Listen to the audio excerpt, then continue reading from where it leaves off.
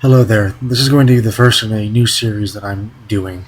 This series is going to be called Histrivia, a combination of history and trivia. It's going to be mainly on kind of the same stuff that I did in my previous series, but expanding on a new horizon. Uh, so anyway, this is going to be the first one. This is the election of 1912. Now, for those who have watched my videos in the past with the past series that I did, you'll know that I already did the election of 1912, but I'm going to do it again and shed some new light. Okay, now for the election of 1912, which you can see the Electoral College up on the screen, uh, there are four main candidates.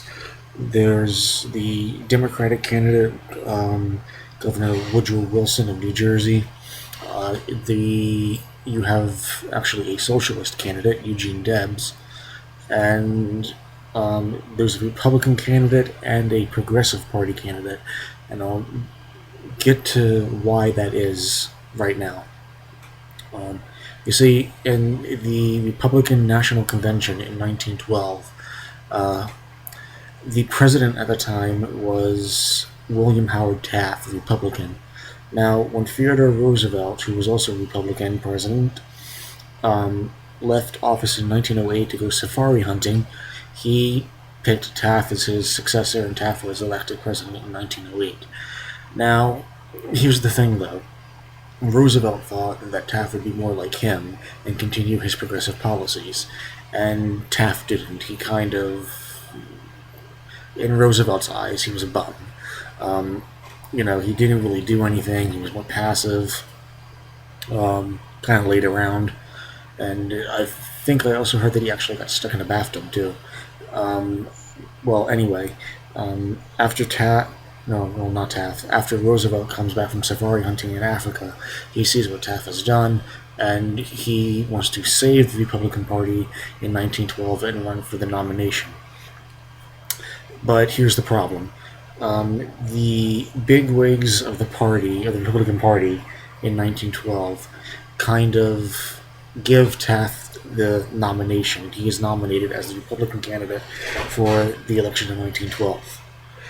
Now, Roosevelt and his supporters do not stand for this. They storm out of the Republican convention, and either that same day or a few days later, um, they form a progressive party, and they have Roosevelt as the candidate. Now, even though it's called the Progressive Party, it was also called the Bull Moose Party because the reporter asked how, in Roosevelt's condition, how he felt, how he felt about running again. He said that he is as strong as a bull moose, hence the term the Bull Moose Progressive Party. So, after this, you also have a bunch of, they campaign, they go out, but unfortunately, with the Republican Party split, it's basically a gift for the Democrats. And speaking of the Democrats, in 1912, the Democrats, unlike the Republicans, are strongly behind their candidate. They elect a um, governor of New Jersey, Woodrow Wilson. Now, I kind of don't like Wilson, so I'm kind of negative about him. But he's kind of progressive. He's kind of not. It depends. He is progressive, but he's not as progressive as Roosevelt was. Certainly not more progressive than Taft. Um, but anyway, uh, so we go to the actual election. Now, with the Republican Party split, Wilson and the Democrats won pretty easily.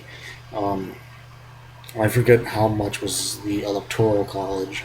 Like, Roosevelt only won, I would say, one, two, three, four, five, like 6 states.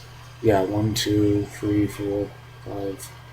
Yeah, 6 states he won. Roosevelt won 6 states. Taft only won two, and the rest were left up to Wilson.